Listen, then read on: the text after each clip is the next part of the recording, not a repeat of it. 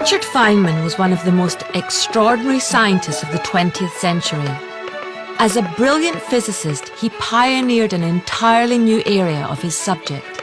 He discovered a new law of nature. Only very few people did that. The most numerically precise physical theory ever invented. Yet he scorned the Nobel Prize he received for this work. I've already got the prize. The prize is the pleasure of finding the thing out, the kick in the discovery. Feynman's brilliance helped shape history.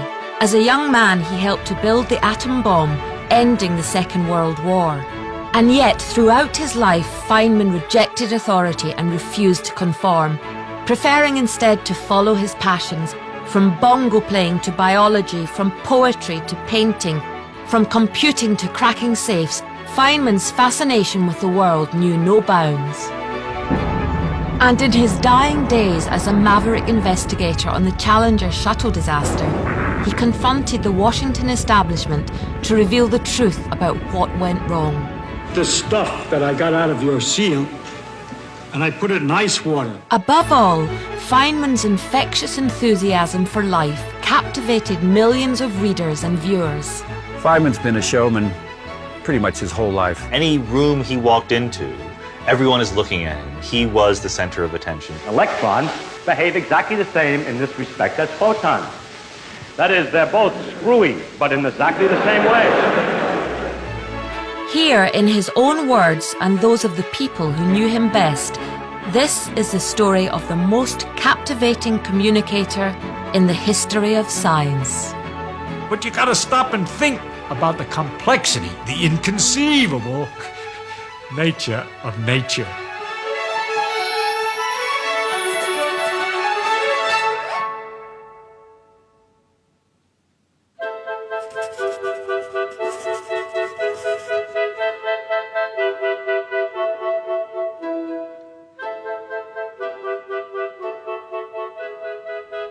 When my mother was pregnant first, my father said if he's a boy, I want him to be a scientist.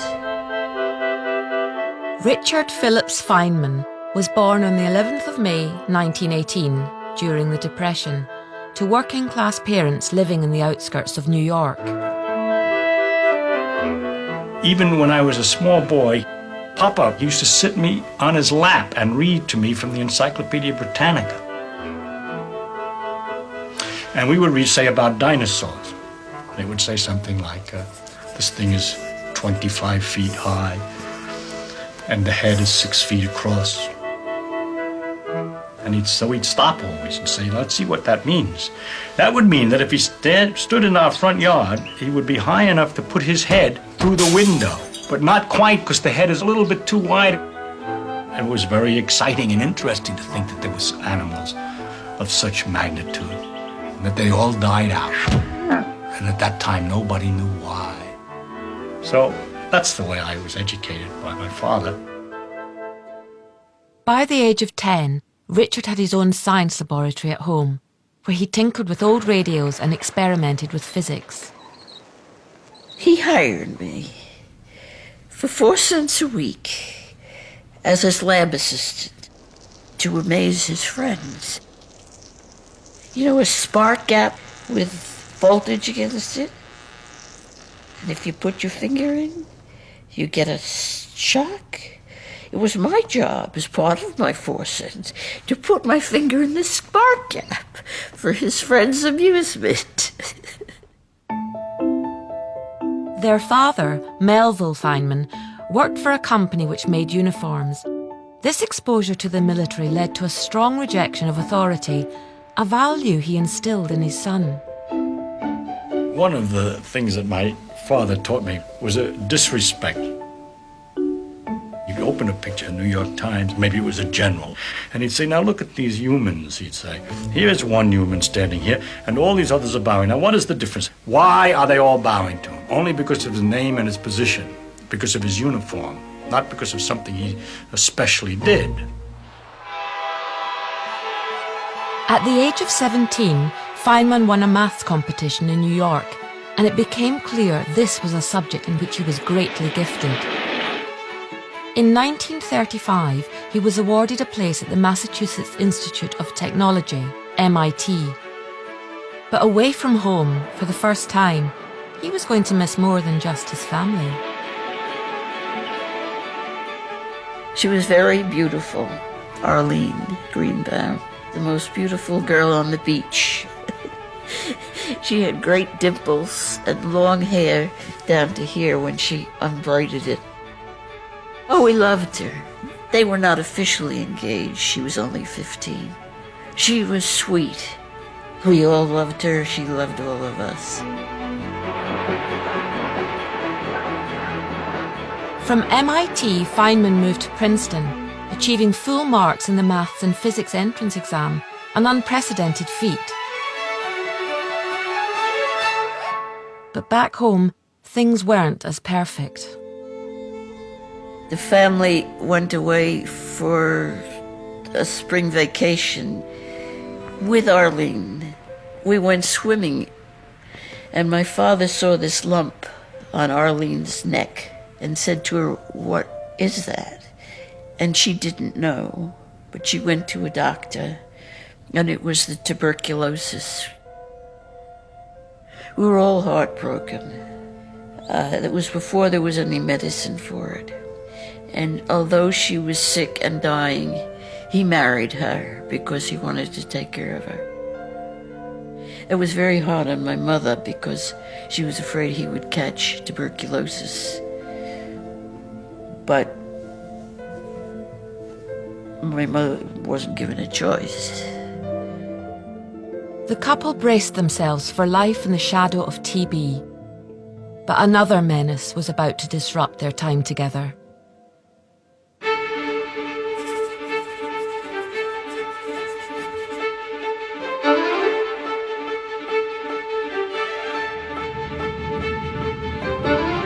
Just months before Richard and Arlene were married, America was drawn into the Second World War, following the bombing of Pearl Harbor. Feynman was asked if he wanted to join a top-secret project based in a government laboratory at Los Alamos in New Mexico. Code-named Manhattan, its objective was to build an atom bomb. The fear was that Germany would invent such a terrifying new weapon first and use it to win the war. There was nothing that I knew that indicated that if we could do it, they couldn't do it, and therefore it was very important to try to cooperate. Germany was the center, the intellectual center of theoretical physics. They knew the power of this, that if Germany got this first, we have to make sure that they don't rule the world. I felt I should do in order to protect civilization, if you want. Feynman became a member of the Manhattan Project at Los Alamos. Here he joined some of the world's finest physicists, pooling their combined brain power to try to create the bomb. Oppenheimer was in charge of the scientific or engineering side, and he was quite a heavyweight. Fermi, Niels Bohr, the big names of extremely high level.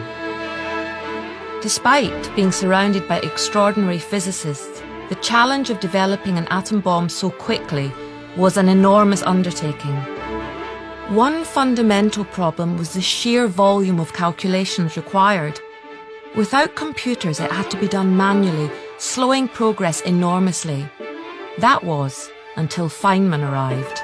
He found a way to get calculations going in parallel, still manually, still each person doing one operation at a time, but working in parallel and then having the parts of the calculation come back together later, so that 3 problems in 9 months got turned around to 9 big problems done in 3 months. I put on the blackboard a challenge. Can we do it? To the boys. They all start to go, yes, we'll work double shift, we'll work overtime, we'll try it. As a result, we did problems nearly 10 times as fast. He somehow got this team of human computers to work at an inhuman pace and got things to roll. And that was when his scientific seniors, the big shots of science at that time, first became aware of this fellow. Despite being a key member of the most secret government project of the war, Feynman's streak of maverick mischief was never far away. So I used to pick the locks all the time and point out that it was very easy to do. And every time we had a meeting of everybody together, I'd get up and I'd say that we have important secrets and we shouldn't keep them in such thing. We need better locks. Between safe-cracking and doing physics calculations, the pace of life at Los Alamos was relentless. But for Feynman, it was a welcome distraction. In a sanatorium nearby, his wife Arlene was confined to her bed, slowly dying of her disease. At that time, dry climates were believed to be good for tuberculosis. So although he was at high altitude, she was at a lower altitude in a hospital. I remember the day she died. She was 25. He was 27.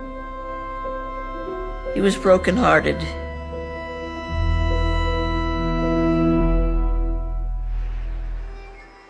Then, in the aftermath of his grief, Feynman was forced to confront the reality of what he had helped create.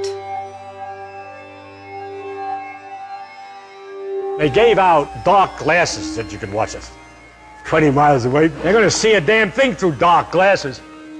What I figured, the only thing that will really hurt your eye, bright light never can hurt your eye, it's ultraviolet light that does. So I got behind a truck windshield so that the ultraviolet can't go through glass, so that would be safe.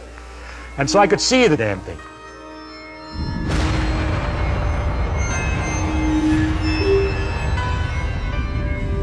I'm about the only guy in the world that actually looked at the damn thing in the first Trinity test.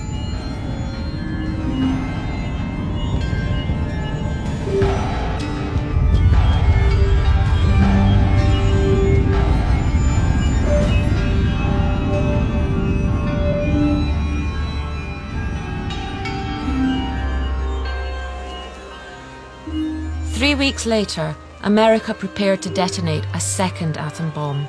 This time, it wasn't a test. He had been expected to go as the scientist with the first flight. But the bomb was so successful, they decided they didn't need a scientist. So he did not go. Otherwise, he would have been in that plane.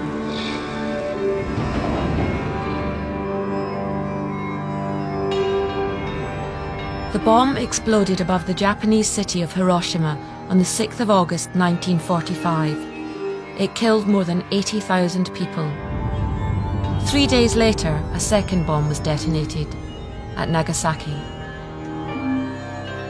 It was a very considerable elation and excitement, and there was kind of parties and people got drunk, and it would make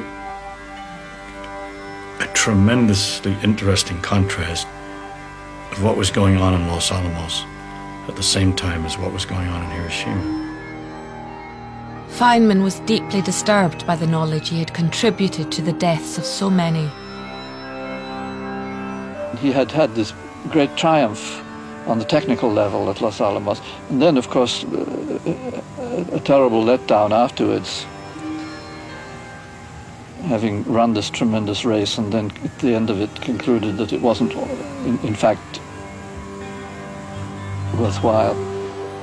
In the months after this double trauma, first losing his wife, then realizing the destruction he'd helped unleash, Feynman was thrown into darkness. Maybe from just the bomb itself, and it may be for some other psychological reasons, I had just lost my wife. I was really in a kind of depressive condition.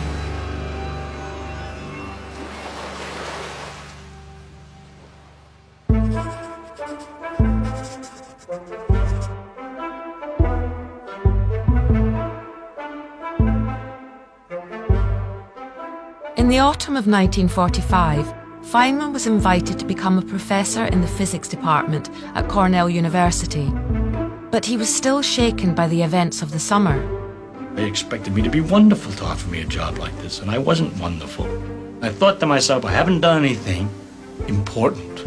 Well, I'm never going to do anything important. But I used to enjoy physics and mathematical things, and because I used to play with it. It was never very important, but I used to do things for the fun of it. So I decided I'm going to do things only for the fun of it. While Feynman was rediscovering the fun in physics, science was in crisis. For many years, new discoveries about how atoms behave had been throwing physics into turmoil. Old assumptions about the world were being proved wrong. This new problematic area of physics was christened quantum mechanics. Quantum mechanics, in a lot of ways, was the most profound psychological shock that physicists have ever had in all of history. Newton was not right. You can know everything there is to know about the world, and yet you cannot predict with perfect accuracy what will happen next. Quantum mechanics had revealed the problems of accurately predicting how atoms and their electromagnetic forces would behave. And because these are the fundamental building blocks of nature, it threw everything else into doubt too. Everything that happens around you, other than gravity, all the immediately experienceable parts of the world are electromagnetism at work. When two atoms get together to form a molecule, that's electromagnetism. So all of chemistry is electromagnetism. And if that means that all of chemistry is electromagnetism, then guess what? All of biology is electromagnetism. Literally everything around us is a manifestation of electromagnetism one way or another. A new field called quantum electrodynamics, or QED, emerged to try and make sense of electromagnetism and subatomic matter. Sometimes QED seemed to work, but other times its predictions were way off. It was all crazy. It didn't make any sense. It gave you infinity. Infinity is not an answer. Nothing is infinity. You don't measure in the lab infinity. You get a finite answer. You can't have your basic fundamental theory of physics give you infinity. These predictions of infinity were stumping the smartest physicists on the planet. Even the father of QED, Paul Dirac, was foxed. When I was a kid, I read Dirac's book, and he had these problems that nobody knew how to solve. It was described there. I couldn't understand the book very well because I really wasn't up to it. But there, in the last paragraph at the end of the book, it said, "Some new ideas are here needed." And so there I was. Some new ideas were needed. Okay, so I started to think of new ideas. Perhaps, typically, Feynman's inspiration for his new ideas was unconventional. When I was eating lunch, some kid threw up a plate in the cafeteria, which has a blue medallion on the plate, the Cornell sign in the cafeteria. And as he threw up the plate and it came down, it wobbled and the blue thing went around like this. And I wondered what the relation was between the two. See, I was just playing, no importance at all. So I played around with the equations of motion of rotating things. And I kept continuing now to play with it. And this rotation led me to a similar problem of the rotation of the spin of an electron, according to Dirac's equation. And that just led me back into quantum electrodynamics. Everything just poured out. It's just like taking a cork out of a bottle.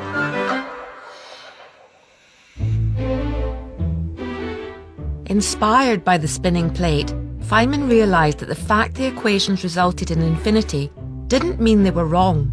The problem just needed to be looked at from a new perspective.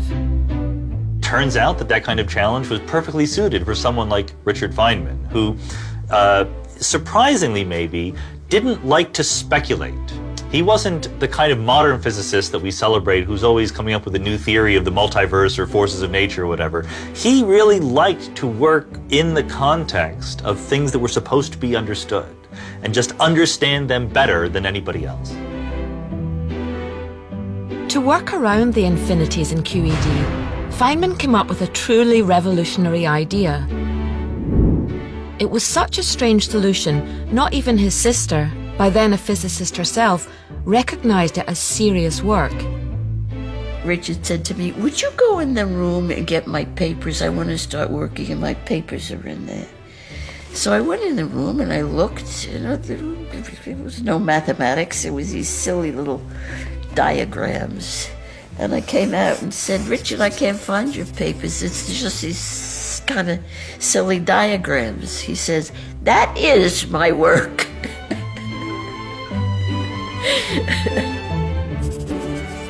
The simple little diagrams Feynman had invented were a brilliant way to sidestep the complicated calculations required for QED. They were a sort of shortcut, allowing him to avoid the infinities and make meaningful predictions about the world.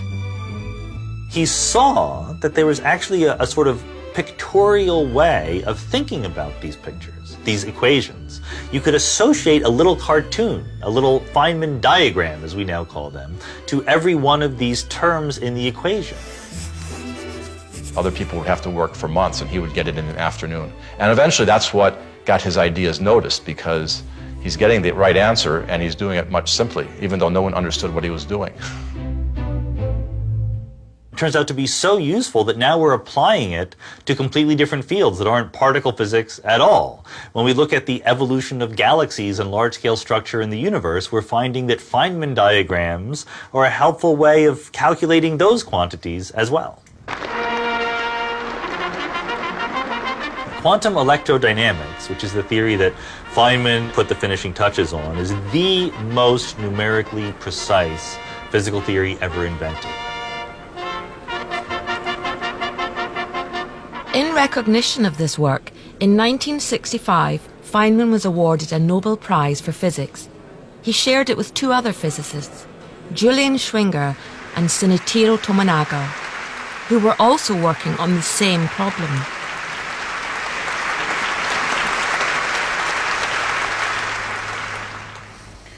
Was it worth a Nobel Prize?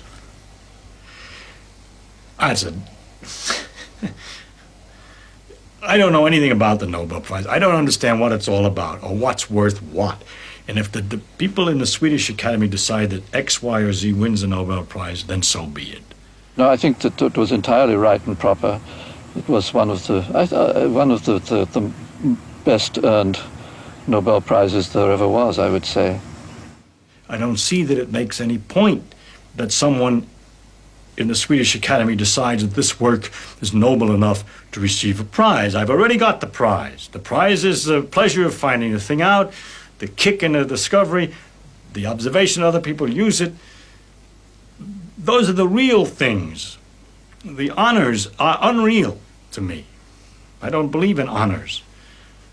It bothers me. Honors bothers me. Honors is epaulets. Honors is uniforms. My papa brought me up this way. I can't stand it. It hurts me.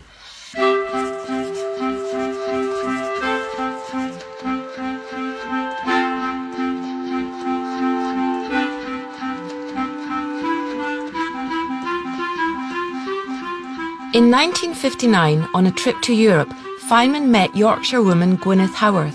A year later, they were married. Back in California, now professor of physics at Caltech, Richard and Gwyneth started a family. I got a kick when I was a boy of my father telling me things, so I tried to tell my son things that were interesting about the world. He was an excellent father, always up to explain things or do things, and we would go on walks after dinner, my father and I, and talk about things, and it was, it was wonderful and delightful.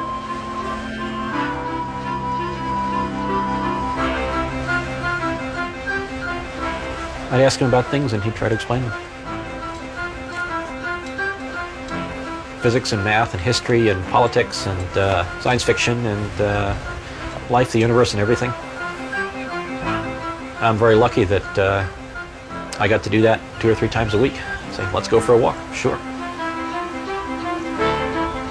Growing up with Richard Feynman as your dad was never dull, particularly if you were his teenage daughter. My parents ordered a van that we could all go camping in, and they had it painted, which was so odd because they weren't like this at all. Father may have been immune to embarrassment, but I certainly was not. And they had, the diagrams painted on it.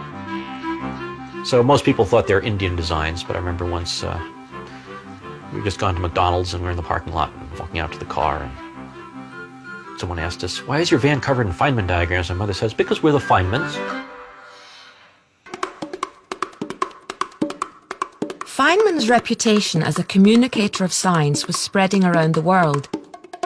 In the early 1960s, he began presenting lectures for the public, which were televised.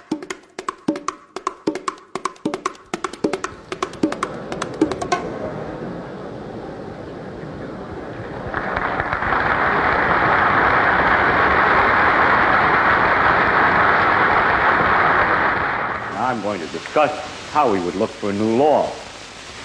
In general, we look for a new law by the following process. First, we guess it. Then we well, don't laugh, that's really true. Then we compute the consequences of the guess. If it disagrees with experiment, it's wrong. And that simple statement is the key to science. It doesn't make a difference how beautiful your guess is. It doesn't make a difference how smart you are who made the guess or what his name is. If it disagrees with experiment, it's wrong. That's all there is to it. Caltech invited him to rewrite the physics curriculum for undergraduates. His new course, spanning the entire history of physics, became known as the Feynman Lectures. All these lectures had a certain amount of excitement and an element of what you might call solid showbiz demonstration. I'm sure you're all familiar with the joke about the fact that the average family in the United States seems to have 2.5 children. It doesn't mean that there's a half a child in any family whatever. The children come in lumps. He was very visual, he told jokes, he had a unique way of explaining things. Sometimes that was a slight problem because he was so engaging that you would walk out of a lecture thinking, well, that all made complete sense. But of course, 5 minutes later, you couldn't really remember all the connections. You know, you were just swept along by Feynman's personality, by his humor, by his analogies. Graduate students started idolizing him. But certainly by the 60s, he was, and his course here at Caltech was very famous. Outside science, Feynman's interests were also flourishing. He'd become an accomplished bongo player, and he developed a love of painting and drawing, based on a close friendship with renowned Californian artist Jariah Zorthian. Gerard, he said, you don't know a thing about physics, and I don't know a thing about art, and yet we both admire Leonardo da Vinci. What do you say we become two Leonardo da Vincis? He said, one Sunday I will give you a day of physics, and the following Sunday you give me a day of art. When he started, he was absolutely an amateur. I mean, you know, just very, very crude. He drew a picture of me when I was young and very fidgety, and he just has, you know, he just has my head, some hair, and then like my hands up here. So clearly I was kind of like, oh, I don't really want to do this. It's pure with his, that he can see the gesture. I think he maybe got a kick out of working with his hands, but particularly the pen, and doing features of people. In the end, he became a very accomplished draftsman. So enthusiastic an art student was Feynman that he took to spending time in Giannoni's, a strip bar in Pasadena. Here he divided his attention between sketching the girls and solving physics equations.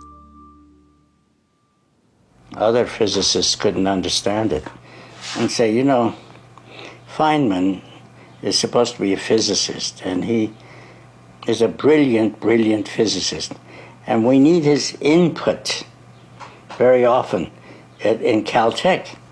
We need him to talk to us about physics. But what does he do? He goes off and spends all this time with go-go girls, bongo drummers, and artists. He wastes so much time on people. I don't see what they give him. But I think that Feynman got a lot out of people, and I think it enriched his life. In the 1960s, Feynman took a sabbatical year, but instead of heading for a different physics department the other side of the country, he simply crossed the Caltech campus to study an area which had long fascinated him: viruses. During this time, he also became fascinated by the social structure of ants and enthralled by the potential applications of nanotechnology. I think in the long term of what he wanted to be doing this year and next year, he would think about figuring out some secret of the universe. But in terms of day to day or hour to hour, he was always guided by what seemed interesting and fun, and just sort of an intuition for the right thing to work on. In the early 1980s, his son Carl's budding career in the emerging field of supercomputers proved irresistible. He signed up for a summer job at Carl's startup company in Boston. We were a bunch of MIT students starting a company. So the first day we start the company, I get this knock on the door, I open the door. And he showed up and he said, Feynman reporting for duty, what should I do? Salutes. I think, uh-oh, I haven't figured out what I'm going to do with this guy. I mean, I've got a Nobel Prize winning great physicist, and I sort of had a quick meeting and trying to come up with some project that was worthy of Feynman. So some people went off and came back and said, we want you to think about applications of our parallel computing. The application of parallel processing to quantum chromodynamics. I said, no, come on, that's nonsense. What do you really want me to do? And I said, well, actually, we don't really have any pencils or paper. He said, right, I'll go out and buy some. So his first duty was to go out and buy the stationery for the company, all the paper clips and pencils and so on. That was his first assignment. Thinking Machines, as the company was called, would go on to become a major player in the world of parallel supercomputing, with Feynman applying his methods of shortening calculations developed in the 1940s to the new digital age. And as always, working with Feynman was filled with welcome distractions. We both liked spaghetti because it was easy to cook. And I asked him why it was that when you broke a piece of spaghetti, it often broke into 3 pieces instead of 2. You should try it. It really does. So, of course, he came up with a theory of it immediately. But instead of being satisfied with it, he constructed an experiment to see if the theory was true, which involved slowly moving the spaghetti off the end of the table and breaking it at different lengths. And then that theory was clearly wrong, and he came up with another theory, and then each theory would lead to another experiment. Actually, by the time the evening was over, we had broken spaghetti all over the place, and we still didn't know why spaghetti broke in 3 places. This playful curiosity, coupled with the anti-authoritarian values instilled by his father, frequently led Feynman down a mischievous path. He's just so funny and irreverent, and you have to kind of look at that picture a few minutes and think, oh my gosh, he's really, making nice little horns. Important people, oh yes, I think now would be a great time. He didn't need the external validation of having everybody respecting him all the time, because he respected himself. He knew he was an extraordinary person.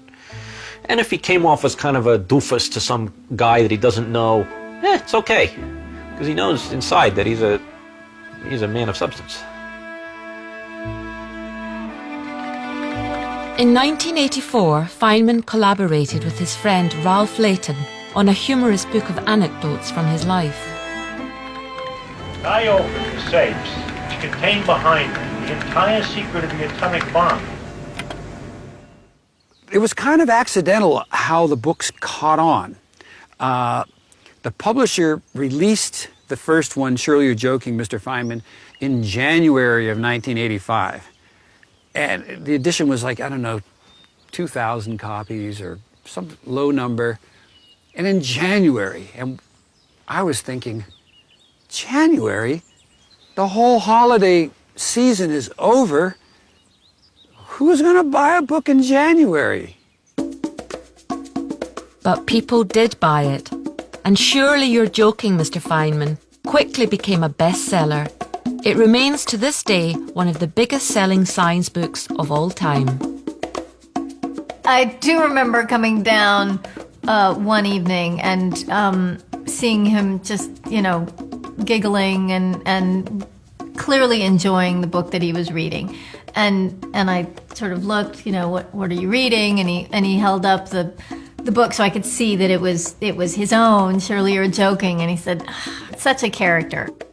Freely admitting that, yes, he was laughing at his own history.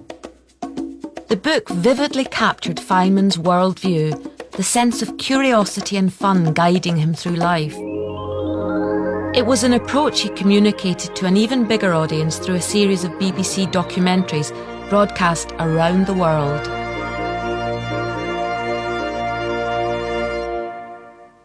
I have a friend who's an artist and has sometimes taken a view which I don't agree with very well. He'll hold up a flower and say, look how beautiful it is. And I'll agree. And he says, you see, as I as an artist can see how beautiful this is, but you as a scientist, take this all apart and it becomes a dull thing. And I think that he's kind of nutty. First of all, the beauty that he sees is available to other people and to me too. I believe, although I may not be quite as refined as aesthetically as he is, that I can appreciate the beauty of a flower. At the same time, I see much more about the flower than he sees. I could imagine the cells in there, the complicated actions inside, which also have a beauty. I mean, it's not just beauty at this dimension of 1 centimeter. There's also beauty at a smaller dimensions.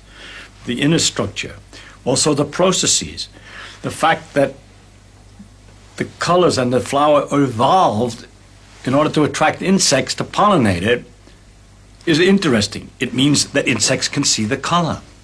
It adds a question. Does this aesthetic sense also exist in the lower forms? Why is it aesthetic? All kinds of interesting questions which the science knowledge only adds to the excitement, the mystery, and the awe of a flower. It only adds. I don't understand how it subtracts. Most people have a few stories, don't they? You and I might have like 3 or 4 stories to tell. And some people have, 10 or whatever. And Feynman had, I don't know, hundreds. Feynman was so mesmerizing. I think Chris Sykes in his documentaries captured Feynman how he was. He takes enormous pleasure in finding out about things and exploring life and everything it has to offer. But more than that, he takes tremendous pleasure in telling you about it. Yeah, I think he was pleased with how it worked out, that he was able to communicate with so many people, sort of his view of the world and of nature and so on. When I was a student at Caltech, I went up to Feynman's door and I knocked on it, and the door opened, and I explained that my mother had watched this program about him, thought he was interesting. She had no science background, and I said, do you think you can write to her? Because maybe I'll have a better chance of teaching her physics. And Feynman did write to her. He wrote a letter in which he said, Dear Mrs. Chown, ignore your son's attempts to teach you physics. Physics is not the most important thing. Love is. So, I mean, it kind of backfired. I got the greatest living physicist at the time telling my mother that physics was not important, that love was the important thing.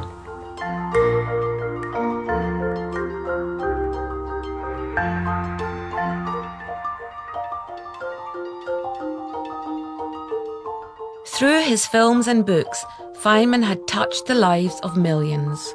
Yet, there was something all this success and recognition couldn't alter. I did a lot of running. And Feynman thought, gee, that's a healthy thing to do, so he started running too. And when you start running regularly, you lose weight. And Feynman suddenly noticed that one side kind of bulged out. They discovered a big mass in his abdomen, and he came home and reported that it's the size of a football. It's consumed one whole kidney. So, well, I went to the medical library, I looked things up, and I figured it's about a 30% chance it'll kill me. So, you know, not the kind of thing you want to hear from your father, but exactly the kind of thing he would say. And he sort of quit working at that point because, you know, surgery and chemotherapy and so on, it's a full-time job.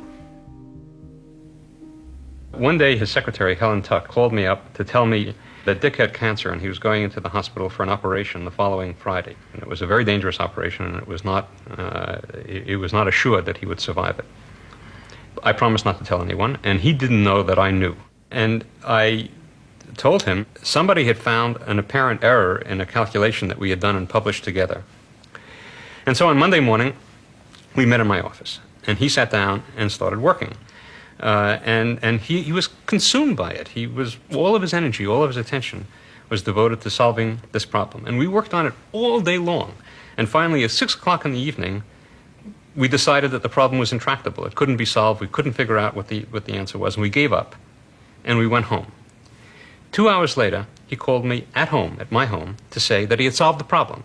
He hadn't been able to give it up. He hadn't been able to start working on it. And finally, he had found the solution, and he dictated the solution to me over the phone. He told me what it was, and he was exhilarated. He was absolutely walking on air.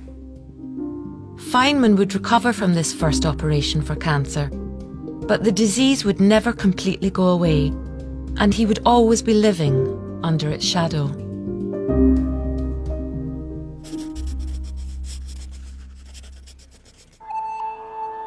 We have main engine start, 4, 3, 2, 1, and liftoff. Liftoff of the 25th Space Shuttle mission, and it has cleared the tower. Roger, roll, Challenger. Good roll program confirmed. In January 1986, NASA launched its 25th Space Shuttle mission. It symbolized a new era of spaceflight by adding a school teacher called Krista McAuliffe to the crew. 65 final. CDL confirms, follows. Thank you. Challenger, go at throttle up. I was in social studies, and I think we were taking a test, and the teacher came in and said, "We've had a horrible accident."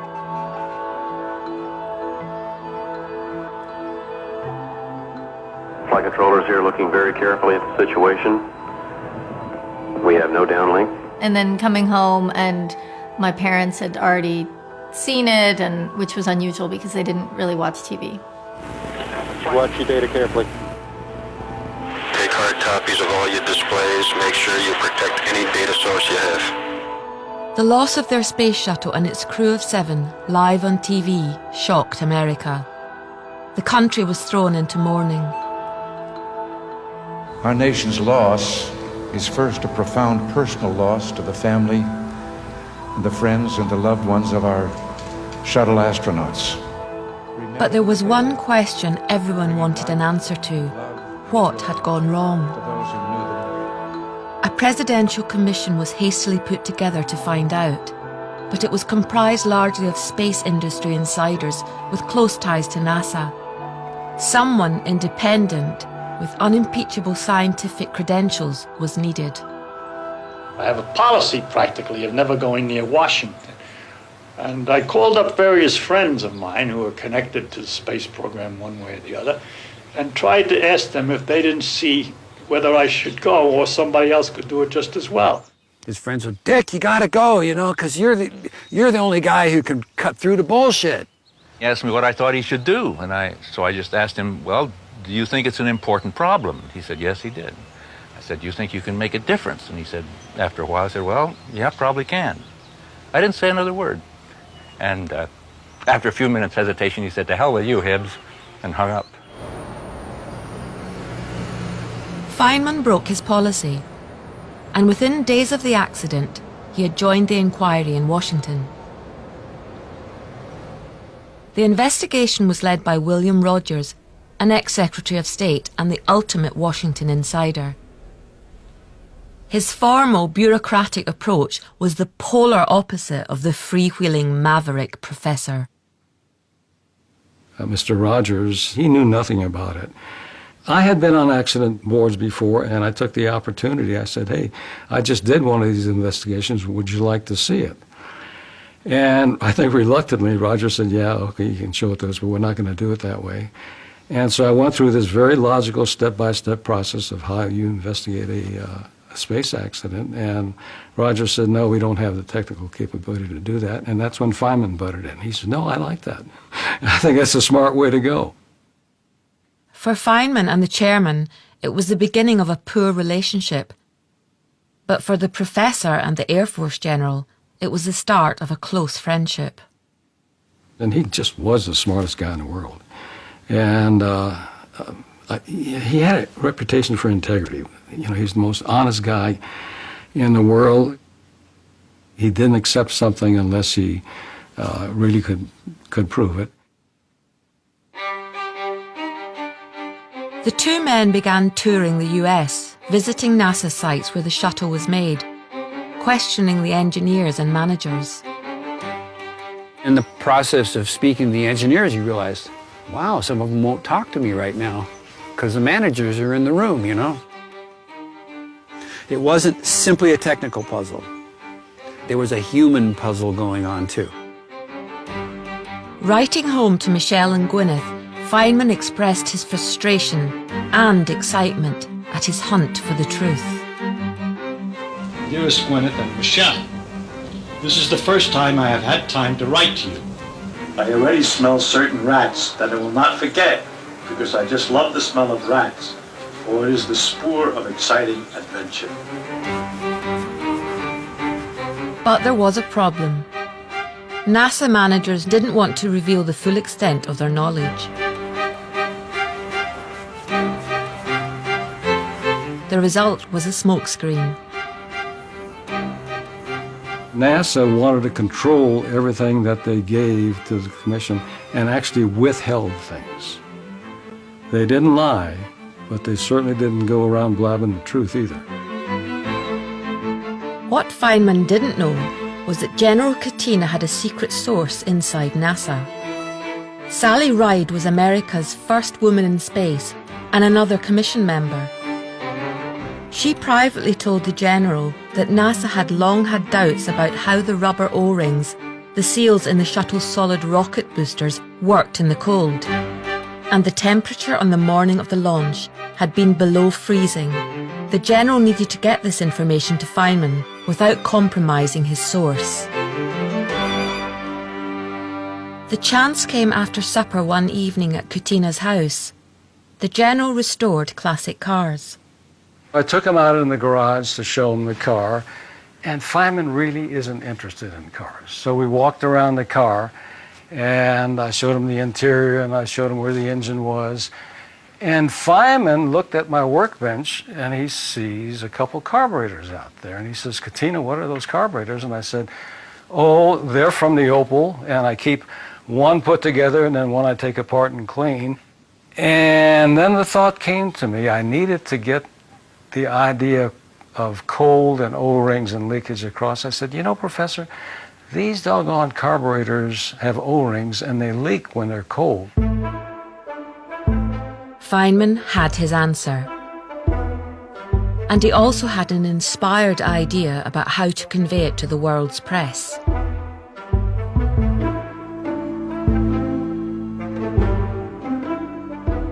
And the various things that you told me about the need for resilience and the lack of resilience. When the commission next met, he began questioning senior engineers about the effect of cold on the O-rings on the morning of the launch. Their replies were evasive, denying that temperature could have had an effect. Before the event, from information that was available and understanding that was available, was it fully appreciated everywhere that this seal would become unsatisfactory at some temperature, and was there some sort of a suggestion of a temperature at which The SRB, I guess you call it, Yes, sir. shouldn't be run. It was the judgment that under the conditions that we would see on launch day, given the configuration that we were in, that the seal would function at that temperature. That was the final judgment. It was Feynman's chance. He decided to use the power of a classic science demonstration. During the hearings, they had that actual O-ring joint, and we're passing it up the road. It goes to Feynman. I'm sitting to his left, and I hand it to him, and he puts it down. And then he goes into his pocket and pulls out the pliers and the hose clamp and a screwdriver and takes the joint apart, pulls out the piece of rubber O-ring, puts the clamp on it, and then I know what he's going to do. He sees the ice water and he swears it was just kind of an accident. He got this idea, wait a minute, I know how I can get data on how rubber is when it's cold. He clamped a piece of rubber and put it in a beaker full of ice water. Well, I took the stuff that I got out of your seal and I put it in ice water. And I discovered that when you put some pressure on it for a while and then undo it, it maintains, it doesn't stretch back, it stays the same dimension. In other words, for a few seconds at least, and more seconds than that, there's no resilience in this particular material when it's at a temperature of 32 degrees. I believe that has some significance for our problem.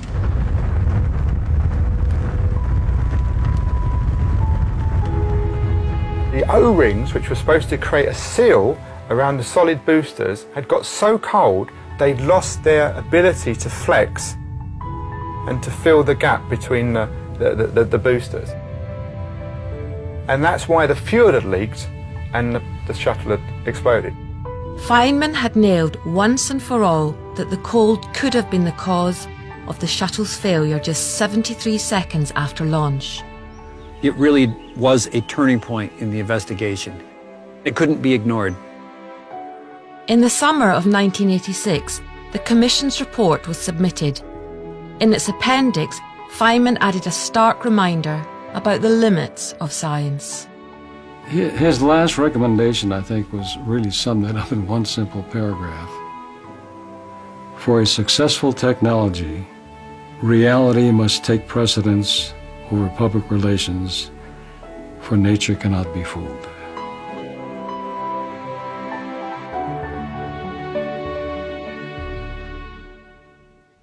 I remember it was very hard on him. He was just exhausted. He came over, he says, came over to tell you that my cancer's come back again. Doesn't look too good. So I don't know what we talked about. And I don't know how I got off on the subject. I said, I've been thinking about an invariant in turbulent flow. He said, what do you mean? I explained a little bit what it was all about. An invariant, yeah. I said, well, under these such and such conditions.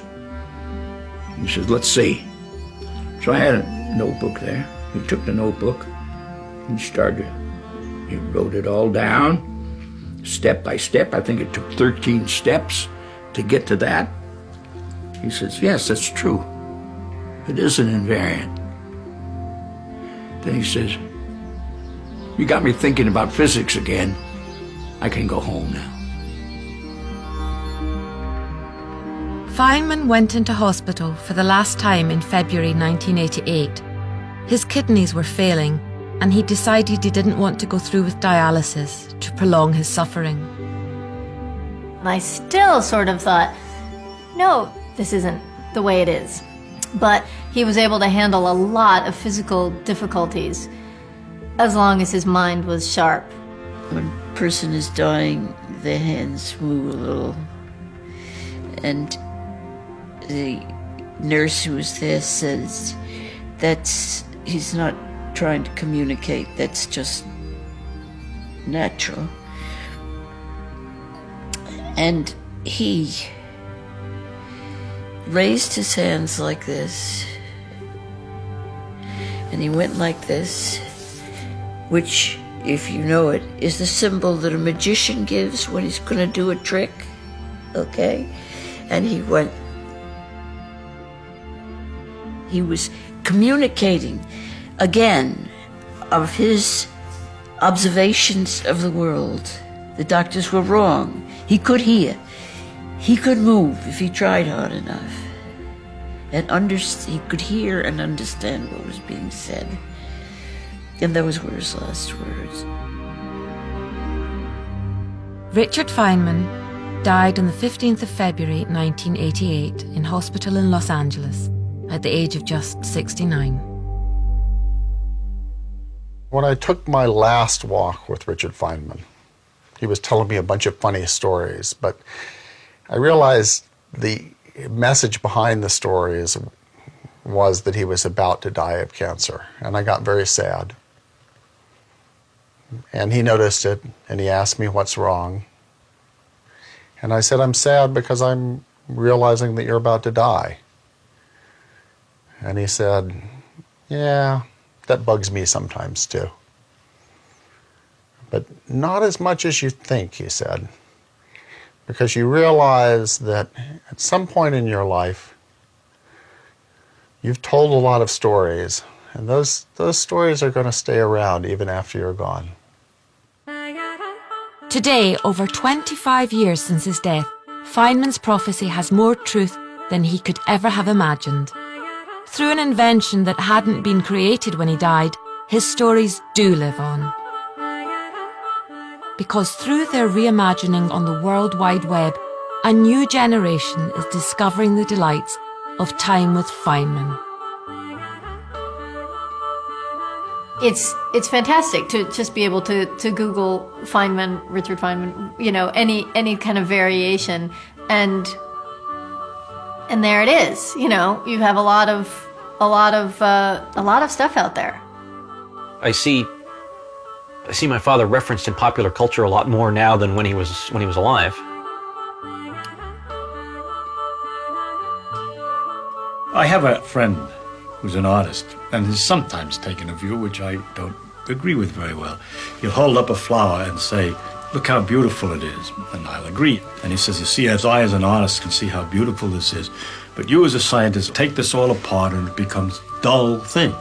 And I think that he's kind of nutty. You wonder what Feynman would have made of the internet. And I think he would really, really like the idea that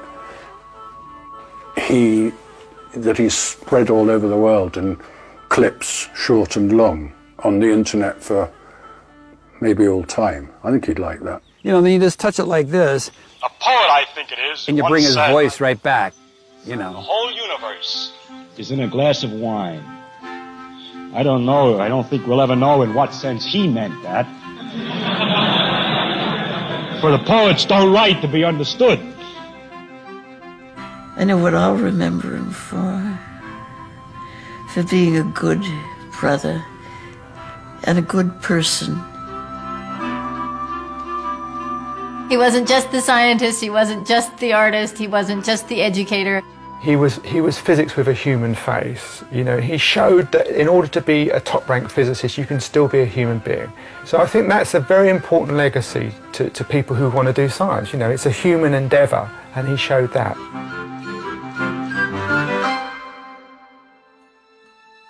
Has Richard Feynman inspired you to follow your own path in life? Join the Open University to explore your options and find out more about how he revolutionised the face of physics. Go to bbc.co.uk/Feynman and follow the links to the Open University.